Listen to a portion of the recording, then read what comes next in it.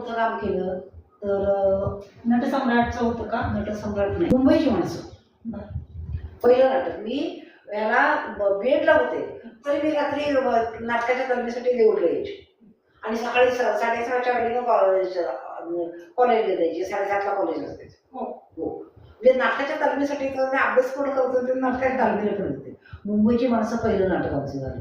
मुंबईची माणसं, कन्याई सासूरस आहे, नंतर आश्रमजी झाली फुले, घरात फुलं पारिजात, नटसम्राट आणि एकूण 11 नाटकामध्ये मी काम केलं शाळेमध्ये. आणि नाटक तिकिटावर ठेवायचं, त्यातनं येणारा निधी शाळेचा. नंतर हे फिल्म रील आणायचे. पूर्वीच्या काळी ते ह्याच्यात मिळायच्या आणि फिल्म प्रोजेक्टर असायचा. तर त्या फिल्म प्रोजेक्टर आपले जे माने क्लार्क होते ना, माने सर, वैशूचे वडील, तर ते फिल्म ह्याच्यामध्ये पार पटायचे होते सगळ्या आपल्या कामामध्ये, टेक्निकलमध्ये. तर ते फिल्म लावायची त्याच्यावर आणि पिक्चर पडद्यावर दाखवायचा. मग असे दर 15 दिवसाला, दर आठवड्याला, दर महिन्याला, म्हणजे कोणत्या ह्याच्या उन्हाळ्याच्या काळामध्ये साधारण मार्च एप्रिलपासून परीक्षा झाल्या की ते आणायला सुरुवात करायची आणि जूनपर्यंत, पावसाळा चालू होईपर्यंत वेगवेगळ्या गावामध्ये ते बैलगाडीत सामान टाकायचं, फिल्म प्रोजेक्टर टाकायचा, फिल्मचे रील टाकायची आणि त्या गावामध्ये जाऊन कानात असायची, भोवतीनं कारण फुकटे घुसतील ना, आणि हे असायचे ठोकायसाठी बांबू असायचे, त्याच्या भोवतीनं ते कानात म्हणजे पांढरं कापड, तर ते त्याच्या भोवती गुंडाळायचं आणि मग आत लोकांनी बसायचं बंदिस्त जागेमध्ये. मग असे आम्ही शाळेमध्ये मदतीसाठी नाटकं घेत होतो. तिकीट किती असायचं? 2 आणे आणि 5 कायटे छापलेले असायचे. ते कायटे छापलेले 5 ते एकाचे 2 आणे घ्यायचे, त्याला 5 द्यायचं. पण त्यानं आत येताना त्याच्याकडे 5 जमा करून घेतला की पुन्हा परत तो वापरायचा. हो, आम्ही आमच्याकडे जमा झाला शाळेकडे की ते 5 आम्ही पुढच्या नाटकाला वापरायचो. फक्त म्हणजे त्याच्यात काय लिहायचं, त्या नाटकाचे नाव कसं, वेळ आणि तारीख आणि मुदाई शिक्षण संस्थेच्या मदतीसाठी हा डबे छापायला लागून पैसा जवळ जाणार ना त्या. मग नंतर आम्ही पावती पुस्तकं छापलेली होती. त्या पावती पुस्तकांच्या माध्यमातून आम्ही तुम्ही 5 रुपयापासून 10 रुपयापासून देणगी द्या अशी देणगी गोळा केली. नंतर प्रत्येक वेळेला गॅदरिंगच्या वेळेला किंवा काही कार्यक्रम असला, बाहेरचे पाहुणे आले की त्यांच्यासमोर आपल्या शाळेचे आर्थिक अहवाल मांडायचा. आम्हाला हे अमुक करायचं आहे, तमुक करायचं आहे, पैशाची अडचण आहे, दानशूर लोकांनी जर समजा मदत केली तर या ठिकाणी शिक्षणाचं कार्य आम्हाला पुढे देता येईल, आज आम्ही बिनधास्त म्हणून वय करायचं, नाटकामध्ये बोलायचं आणि मग ते पण लोक देणगी द्यायचे. नंतर पुन्हा परत आपल्या संस्थेचे जे लोक होते मुंबईला कामाला, तर त्या मुंबईच्या लोकांनी पण तिथं नाटकं बसवायची, मुंबईच्या थिएटरमध्ये नाटकं द्यायची आणि तो पैसा इकडं म्हणजे अशी ती संस्था उभी केली. म्हणजे आता दिसताना माणसांना फक्त शाळा दिसते, पण ते त्याच्या शाळेतल्या मुलांनी इमारत बांधत असताना दगड वाहिले, खडी वाहिली, सिमेंट वाहिलं, पाणी वाहिलं, इतके परिश्रम त्यांनी म्हणजे मुश्रभर आला. कोणती गोष्ट सुरू होताना तेवढी सोपी नसते, फक्त ते आता दिसताना दिसत नाही. ते आपण त्याच्या ओघामध्ये त्याच्या एकेका दगडावर एक इतिहास लिहिलेला आहे. हे आता खरं तुमच्या म्हणजे ज्यांनी पाहिले ते सांगू शकतील. आम्ही येणार एका दगडाला, आम्ही जे बघितलं तेच बघणार ना.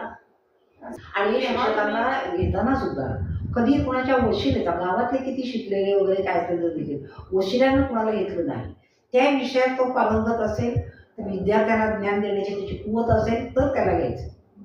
म्हणूनच अजून पण आपली संस्था तेवढी चालू आहे. कुणी पैसा घेऊन येऊ दे किंवा आणखी वशिला येऊ दे नाही. इंटरव्ह्यू घ्यायला तिथं टेबलवर आसपास 6-10 माणसं असतात. प्रत्येकाने प्रश्न विचारायचे त्या विषयाला. एक शिक्षक पण असे होते की सगळं त्या विषयात पारंगत होते आणि त्यांच्याकडं मुलांच्या बद्दल अपार प्रेम होतं. होते मला 10वीला वगैरे संध्याकाळचे क्लास वगैरे असायचे, तर काही शिक्षक स्वतः स्टडी रूम, आम्ही स्टडी रूम पहिल्यांदा सुरुवातीला घेत होतो ना स्टडी रूम. रात्री म्हणजे आता 84ची बॅच, नंतर 82ची, तर ह्या बॅचची मुलं मुक्कामाला त्यांनी गावात खोल्या घेतलेल्या असायच्या. परगावच्या मुलांनी, मुलींनी पण खोल्या घेतलेल्या असायच्या. आणि त्या मुली मुक्कामाला असायच्या. रात्रीच्या वेळेला स्टडी रूमला यायच्या मुली आणि शिक्षकांना आणि शिक्षकांना पण स्टडी रूमचं सुपरविजन दिलेलं असायचं. काही शिक्षक शाळेत झोपायला असायचे, ते मुलांना पाठी उठवायचे अभ्यासाला. घरी असा अभ्यास करायला लागायचाच हा, नाही लागायचं. असायचं. त्याच्यामुळे मुलं शिवाय पुन्हा मग आणि नंतर ना पुढं मग हे रात्रीचं स्टडी रूम बंद केलं. कारण तसं नाही म्हटलं तर देखील पुढं पुढं जरा मानसिक प्रवृत्ती माणसांच्या जरा कालानुरूप हे होत जातात ना, मग ते जबाबदारी नकोच म्हणून मग काय केलं, मग सकाळचं स्टडी रूम चालू केलं. सकाळी 8 ते 10 पर्यंत स्टडी रूम आणि मग 10च्या पुढे 4 तास. म्हणजे सगळ्या 10वीच्या मुलांना किंवा 11वी होती त्याला 12वीच्या मुलांना सकाळी 8 वाजता शाळेत यायला द्यायचं. 8 ते 10 स्टडी रूम. पण आता तुम्ही जे म्हणता की नाही की शिक्षक आणि विद्यार्थी त्याचं एक नातं किंवा शिक्षक म्हणून शिक्षक आणि विद्यार्थ्याशी कसं वागलं पाहिजे असं तुम्हाला म्हणजे असं वाटतं का? कारण की प्रत्येक विद्यार्थी असा हुशार असतोच असं नाही, तर त्याच्या बाबतीत तुम्हाला काय सांगता येईल? पहिल्यांदा शिक्षकानं आपल्या ज्ञानाशी परिपूर्ण असलं पाहिजे. अर्धवट ज्ञानावर मुलांच्या समोर जायचं नाही. प्रामाणिक एखादा आपला त्याचा भाग येत नसेल तर मुलांना स्पष्ट सांगायचं, हे आता मला काही उत्तर सापडलेलं मी उद्या सांगेल अभ्यास करून. पण खोटं बोलायचं नाही, चुकीचं उत्तर सांगायचं किंवा वेळ मारून दडपून न्यायची. म्हणजे पूर्ण अभ्यास करूनच वर्गावर जायचं आणि तो विषय त्या मुलांना त्यांच्या भाषेमध्ये, पुस्तकी भाषेत नव्हे, त्यांच्या भाषेत त्यांना आपलं नवीन अशा पद्धतीनं समजून सांगायचं. काही शिक्षक काय करतात, पुस्तक वाचायचं, प्रश्न विचारायचे नाही. त्या पुस्तकात तुम्हाला काय कळलं ते तुम्ही तुमच्या शब्दात सांगा. म्हणजे ते आम्हाला शिकवताना पण आम्ही ते अनुभवले तुमच्याकडून. कारण की बरेचसे असे शिक्षक होते की ज्यांनी कधी पुस्तक वापरले. मला तर कधी एकच वर्ष मी पुस्तक वाचायची. म्हणजे खूप शिक्षक होते की पण नंतर हातात पुस्तक नाही, नुसतं तुमच्यासाठी पुस्तक समोर ठेवलेलं, पण आम्हाला कधी पुस्तकात बघायला जायचं, तोंडपाठच होऊन जायचं. आणि समोरचा विद्यार्थी वेगवेगळ्या तालाचे. आपण दगड जरी घेतला तरी मूर्ती घडवणारा दगड वेगळा असतो, इमारत घडवणारा दगड वेगळा असतो, नंतर पुन्हा परत ह्याच्यासाठी मुरमासाठी वापरला जाणारा दगड वेगळा असतो. म्हणजे तसे त्या माणसांच्या मध्ये पण प्रकार आहेत ना, तीव्र बुद्धिमत्तेचा, मध्यम बुद्धिमत्तेचा, कमी बुद्धिमत्तेचा किंवा अगदी ढ. आधी सगळे एकाच वर्गात असतात. मग हुशार मुलांना पटकन कळतं, मग त्या हुशार मुलाला कळतं, पण त्या शेवटच्या मुलाला कळत नाही. मग तो नुसताच बसलेला असतो, तो टिवल्यावर करतो. मग त्या हुशार मुलांना ज्यांना कळलंय त्यांना जरा थोडं त्यांच्याकडे प्रेमानं वळवायचं. तुला येते ना, ह्या 2 मुलांना तू सांगायचं, मी सांगतो किंवा मी सांगते, पण तू पण जरा तुझा म्हणजे त्याला पण जरा मोठेपणा येतो. मला सांगितलं म्हणजे मला येते त्याचा जरा अभिमान स्वाभिमान जागा केला की तो लगेच दुसरा जातो. म्हणजे शिकण्याची प्रक्रिया पण असं वाटतं ना की अरे त्याला येते म्हणजे मला थोडं तरी आलं पाहिजे, अगदीच न येणं हे पण नाही. म्हणजे आणि असं कुणीच नसतं जगा अजिबातच येत नाही. कुणाला एकदा सांगून येईल, कुणाला 4दा सांगून येईल, कुणाला 10 वेळेला सांगितलं तरी पण येईल. पण तेवढी तुमची तयारी पाहिजे. त्या ज्या हे मागं पडलेली त्या मागं पडलेल्या मुलांच्यासाठी मला काहीतरी वेगळं केलं पाहिजे, ही तुमची मानसिक तयारी पाहिजे. म्हणजे शिक्षकांची. आणि मग त्याप्रमाणे तयारी तुम्ही केली ना, मग तुम्ही त्यांना काय लिहून द्या किंवा पुन्हा प्रत्येक शाळा सुटल्यानंतर किंवा शाळा भरायच्या आधी तुम्ही त्यांना वर्गात कंपल्सरी बसवा, त्यांना वाचायला लावा, त्यांना ते पाठ करायला लावा, त्यांच्या जवळ जा. शाळा सुटल्यानंतर थोडा वेळ 10-15 मिनिटं थांबून त्यांच्यासाठी त्यांना ते समजून सांगा. अशी तुमची पण तयारी पाहिजे. म्हणजे मग ते नातं आपोआप घट्ट होत जातं. देशपांडे मी कायम शाळा सुटली की इंग्रजी तास असायचा. काय तर तुम्ही त्या ह्याच्या म्हणजे हे जे काम आहे ना, की जिवंत माणसाची काम आहे. बाकीच्या सगळ्या क्षेत्रामध्ये निर्जीवाशी काम असतं, पण हे सजीवाशी काम आहे. सजीवावर तुम्ही जे करता ना, त्याचा मरेपर्यंत त्याच्यावर परिणाम होतो. माझा कोणता अनुभव आहे का तुमचा की जो मी शिक्षक म्हणून मला माझ्या आठवणीत राहिलाय की मी ही गोष्ट मी विद्यार्थ्याला दिली आहे किंवा त्याच्या बाबतीत ती झाली आहे आणि ती गोष्ट माझ्या आठवणीत राहिली की बाबा तो विद्यार्थी मी घडवला, माझ्याकडून झाली आहे ती गोष्ट. गोष्ट. किती विद्यार्थी सांगू तुला? नाहीतरी पण एखादंच असा आपल्या लक्षात राहतो ना क्षण म्हणतो ना आपण की मी बरीचशी कामं केली पण एकच क्षण असा असतो की तो संस्मरणीय असतो की आपण म्हणतो की नाही मला असं वाटलंच नव्हतं की हा माणूस होणार नाही आणि ती मी माझ्याकडून झालं किंवा मी ते केलं. या शितोळे नावाचा एक विद्यार्थी होता, मी कदम सरांच्याकडं आश्रित म्हणून राहिलेला होता. तर तो विद्यार्थी हुशार होता, पण आई वडील कोणी नव्हते त्यांच्या घरी तो काम करून राहायचा. तर तो विद्यार्थी, त्याला मराठी भयंकर आवडायचं मी शिकवलेलं. तो म्हणायचा, बाई तुम्ही अलंकारिक बोला. अलंकारिक म्हणजे आधी मराठी हिंदी म्हणलं आणि म्हणल्यानंतर संस्कृत अलंकारिकच भाषा असतात सगळ्या. तुम्ही अलंकारिक बोला, तुम्ही जितकं अलंकारिक निबंधाबद्दल बोलाल तितकं मला आवडतं. आणि तो बोलायला लावायचा वर्गात सगळ्यांना. अर्थात ते म्हणजे कायदेशीर व्हायचं, पण त्याचा तो आग्रह असायचा, तो मात्र मी विसरलेला नाही. तुम्ही अलंकारिक बोला. बघा तुम्ही म्हटलं की नाही मला की मला तसं नाही सांगता येणार पण तुमच्या ते लक्षात होतं की म्हणजे आपण म्हणतो नाही प्रत्येक विद्यार्थ्याचा काहीतरी गोष्ट. हा. आणि तुला सांगते काकड्यांच्या त्या खाली ब्राह्मणाचा वाडा काकडे काकडे गुरुजी त्यांच्या वाड्यात सारिका थोरात असं मला त्याचा गायकवाड काहीतरी मुलगी राहत होती, म्हणजे ती मागासवर्गीयवरतीच होती. तर ती नंतर तिला म्हटलं एक बहीण दोन बहीण दोन भावंड होते आणि आई वडील वगैरे असे लोकांची शेतातली याच्यातली अशी कामं करून नाही करायची. पण ते ब्राह्मणाच्या वाड्यात त्या दारातल्या खोलीत राहिली होती, त्यांनी दिली त्यांना राहायला जाणं. तर त्या पोरीला मी इतकी मदत केली. मी संक्रांतीला त्या पोरीला मी असं म्हणजे संक्रांत सणवार वगैरे असं हळदी कुंकू करायचं, पण एवढ्याशे कमी आणायचे, एवढ्याशे टिकल्या आणायच्या, त्या वाटायच्या, असं मी कधी केलं. 4 मुलांना झक्कपैकी गणवेश शिवायचा. त्या सारिकाला मी कायम गणवेश शिवून द्यायची. 15 ऑगस्टच्या आधी याला तुमच्या तिने सांगायची की तू ये, तुला कापड तुला कोणतं पाहिजे ते मी घेऊन देते युनिफॉर्मचं. टेलरकडं कोणत्या जायचं ते जा आणि तिथनं युनिफॉर्म शिवून घेऊन ये.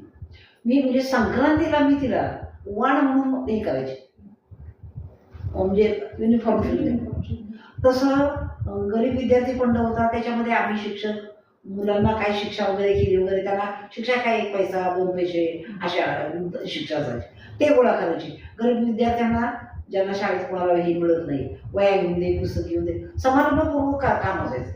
तर त्या सारिकाला आम्ही सांगितलं, हुशार होती पोरगी, 8-8 दिवस शाळेत यायची नाही, पण ज्यावेळेला शाळेत यायची त्यावेळेला ती अभ्यास चांगला करायची. तर शेवटी शाळा सोडायला विचारलं. म्हटलं सारिका असं काय म्हटलं तू शाळा मध्ये मुंबईला गेली कशाला? म्हणली माझं स्वप्न आहे. काय? मुंबईला जाऊन भांडी घासायची. अगं म्हटलं कसली स्वप्न बघतीस म्हटलं. अगं तू 10वी पास हो, तू 10वी पास झालीस की तुम्हाला आणि तिच्या वेळेला जरा थोड्याशा स्कॉलरशिप वगैरे कमी होत्या. तर म्हटलं तू अगं शिकलीस तर तुमच्या लोकांना म्हटलं स्कॉलरशिप आहे, स्पेशल संधी आहे, त्यातनं तू पुढे जाणं नाही पट्टीनं नाही केलं. म्हणजे एक नमुने असे. त्यावेळी वाईट वाटतं ना आपण कुठे कमी पडतो. हा नाही ग, त्या पोरीला खूप चांगलं मला वाईट वाटलं त्या पोरीचं. शेवटी आईनं लग्न करून दिलं, नंतर ती नवरा पण कसा दारुड्या, नंतर तो पण तिला 2 पोरं झाली, तिला काय सांभाळलं नाही, आईकडे आणून सोडलं, मग मजुरीची काम करायला लागली. म्हणजे काय झालं आयुष्याची वाट लागली. मग कधी कधी आपल्या आजूबाजूचा परिसर पण हे असतो ना परिणाम, आपल्या परिस्थितीला जबाबदार असतो तसं असतं ना. त्यावेळी समोरच चांगलं सांगत असलं तरी पण कळत नाही, दिसत नाही. आणि ज्यावेळी होऊन गेलेलं असतं तेव्हा खूप वेळ वेळ गेल्यानंतर काय उपयोग नाही. तेव्हा आपण एक शिक्षक म्हणून आपल्याला असं वाटतं ना मग ते खंत मला त्या मुलीची खंत वाटते ना, काही खंत वाटते तिची. म्हणजे मी नाही करू शकले. बरोबर आहे. बरं आता आजच्या काळात मराठी भाषेचे महत्त्व तुम्ही कसं पाहता? म्हणजे कारण की आता जर बघितलं तर आजची मराठी म्हणजे इंग्रज आलेली मराठी आहे. फक्त एखादा शब्द मराठीत असतो, बाकीचे शब्द हिंदी आणि इंग्रजी असतात. असली धेड गुजरी जी मराठी आहे ना, अजिबात ना. पण मग आता आपण म्हणतो की नाही जेडपीच्या शाळा बंद होत चाललीत, मराठी शाळा बंद होत चालली, मग त्याच्या बाबतीत तुम्ही काय म्हणता की शक्यतो सगळ्यांचं असं मत आहे की मुलांना इंग्लिश मिडियमच्या शाळेत घालावं, तसं तुम्ही काय सांगू शकाल त्याच्या बाबतीत? मातृभाषेतून शिक्षण हेच श्रेष्ठ शिक्षण आहे.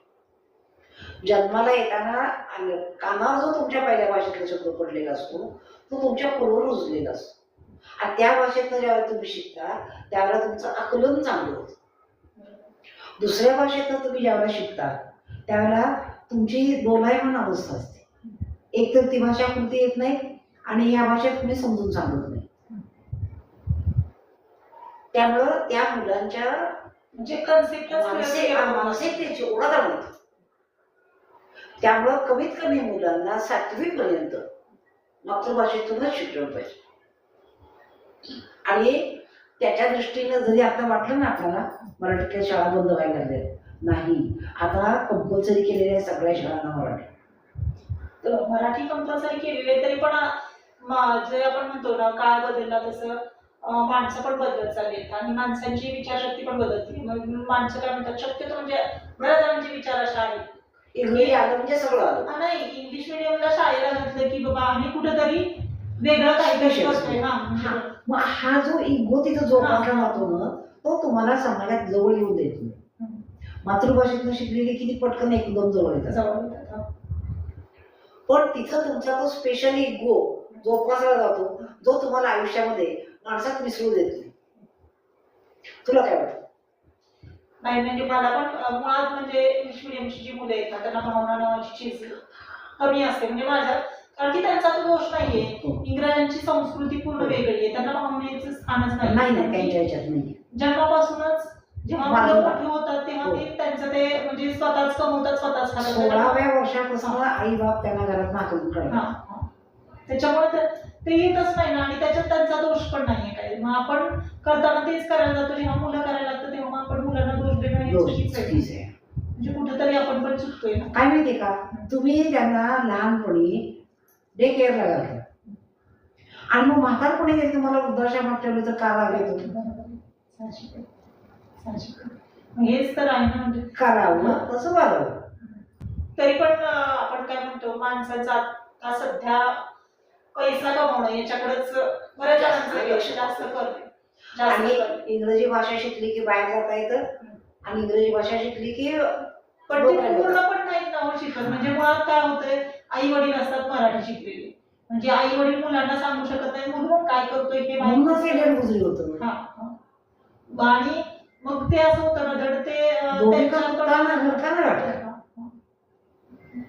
कडेपर्यंत झेपणार असेल तर पाऊल टाका. दुसऱ्याने केलं म्हणून तुम्ही करून तुमच्या मुलाचं मात्र करू नका. आता आमच्या मुली किंवा तुम्ही कुठल्या माध्यमात शिकल्या? आम्ही मराठी. कुठं कमी पडला? नाही पडलो, पण तरी पण समोरचा माणूस जेव्हा आपल्याला हे विचारायला लागला आपण ठणकावून सांगितलं तरी पण मराठीत बोल, मराठीत बोल. येत नसेल ना तुझं मला संबंध नाही. जा सगळे विद्यार्थी तुमच्याकडून म्हणजे शिकून गेले तर असा एक खराच विद्यार्थी तुम्हाला कुठला आवडलाय का? आणि ज्याचा जो गुण असेल त्या गुणाची त्याला मी शाबासकी दिलेलीच आहे. जे खेळामध्ये चांगले असायचे त्यांना खेळाची शाबासकी, जे अभ्यासामध्ये चांगले असायचे त्यांना अभ्यासाची शाबासकी, किंवा जे आणि नकला करण्यामध्ये किंवा पुन्हा प्रत्येक शेती कामामध्ये किंवा प्रत्येक मुलांनी जावं ही तुमची भावनाच होती. आणि मी कधी असं नाही सांगितलं बरं का की तुम्ही म्हणजे 100% मार्क मिळवा, मी असं कधी सांगितलं. एक माणूस तुम्ही तुमच्या पात्रतेप्रमाणे मार्क मिळवा, त्याच्यात मात्र कमी पडू नका. तुमची जर 80% मार्क मिळवायचे असेल तर 81 कडे जा, पण 79 कडे येऊ नका. पण त्यानं 81 मिळवले म्हणून मलाही 81 मिळाले पाहिजेत असं जर 40% मला म्हणाला तर नाही. देवानं देताना प्रत्येकाला बुद्धिमत्ता वेगळी वेगळी दिलेली आहे, त्यामुळं तोही गरजेचा आहे आणि हाही गरजेचा आहे. नुसता शिकलेला आहे आणि त्याचं काम करायला किंवा त्याला मदत करायला जर कमी शिकलेला नसेल मजूर वर्गातला त्याचं वाग चालेल का? म्हणजे समाजातल्या सगळ्या घटकांना तेवढंच महत्वाचं स्थान आहे. सामान्य लोक काय करतात, इतके मार्क मिळवले पाहिजे, तितके मार्क मिळवले पाहिजे. अरे हो, मार्क मिळव, पण मार्क मिळवत असताना माणुसकीतले, व्यवहारातले किंवा आणि माणसाला ओळखण्यातले हे पण मार्क मिळव, तर तुझ्या मार्काची किंमत राहणार आहे. नाहीतर तुला 100 पैकी 100 मार्क मिळाले आणि तुला जर माणूस कळला नाही, तुझी शिक्षणाची किंमत शून्य झाली. साक्षर हा शब्द एक अक्षर बदललं, शेवटचं सुरुवातीला घ्यायचं तर राक्षस होत. साक्षर स, राक्षस र, साक्षर मध्ये र शेवटी आला होता आणि राक्षस मध्ये र पहिला आला. मग साक्षर होऊ नकोस, म्हणजे तू साक्षर हो, राक्षस होऊ नकोस. म्हणजे साक्षरतेमध्ये पण तुम्हाला असं म्हणायचंय की माणुसकी, माणुसकी तुम्ही जपली पाहिजे. म्हणजे मुळातच त्या माणसाकडं माणुसकी असली पाहिजे आणि जे आपण म्हणतो का नाही, माणूस म्हणून जगता आलं पाहिजे. म्हणजे तुमच्या कामाशी प्रामाणिक राहा. नंतर जितकं तुम्हाला दुसऱ्यासाठी करता येईल तितकं करा, कारण त्यामुळे तुम्ही सगळं फक्त स्वतःसाठीच केलं. तुमच्या आयुष्यात एक कालखंड असा येतो की ज्यावेळेला तुम्ही आठवत बसता, मला कोणी विचारत नाही, मला कोणी बोलत नाही, माझ्याशी कोणी संबंध ठेवत नाही. अरे का असं होतंय? तू त्या काळात कोणाशी संबंध ठेवलास का? म्हणजे तुम्ही चालत असताना आपल्या बरोबर 2 माणसांना घेऊन तरी चाला. तरी मी माझ्या अनुभवावरून सांगते, माझ्या म्हातारपणात मला अजिबात असह्य वाटत नाही. माझं म्हातारपण सुसह्य आहे का, तर इतक्या चांगल्या आठवणी मी जमा केलेल्या आहेत त्या काळामध्ये की ती आठवणी जर मी आठवत बसले ना तर माझा 2-2 दिवस कुठला एकांत मला कधी वाटतच नाही. मी सदैव आनंदी असते त्यामुळे. म्हणजे शक्यतो म्हणजे माणसाने सतत आहे ना कार्यरत राहिले पाहिजे, तर माणूस कार्यरत पण राहा, पण त्याचबरोबर माणसाला धरून राहा. हल्ली आता तेच नवरा बायको एकाच गादीवर असतात आणि एकमेकाशी मोबाईलवर बोलतात, मेसेज करतात एकमेकावर. काय राहिलं त्याचं? मी इथं असते, माझ्या बहिणीला कोल्हापूरला आठवण झाली तर तिला उचकी लागते तिथं आणि ती लगेच म्हणते ताई माझी आठवण काढली म्हणून. मी ज्या वेळेला माझ्या मनात तिची आठवण येते त्याला तिचा लगेच फोन आलेला असतो, मी लगेच म्हणते तिला, अगं सुनीता मी आता तुझी आठवणच काढत होते. म्हणजे इतकी कनेक्टिव्हिटी पाहिजे आणि हल्ली तीच नाहीये. म्हणजे नाही, म्हणजे अगदीच नाही म्हटले तरी चालेल.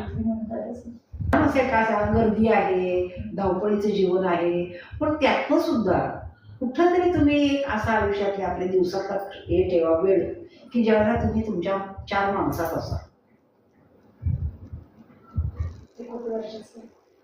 काल व्हॉट्सअपवर एक छान हे आले, म्हणजे मेसेज आला की आठवड्यातनं शनिवारी तरी एक 8:30ची वेळ 8ची वेळ ठरवा आणि एका देवळात तुम्ही एकत्र, जेवढे तुम्हाला जमजमत तुम्ही एक 4-5 वेळेला त्या वेळेला देवळात गेला, ठरलेल्या वेळेला, की त्यावेळेला येणारा माणूस तुम्हाला दिसेल.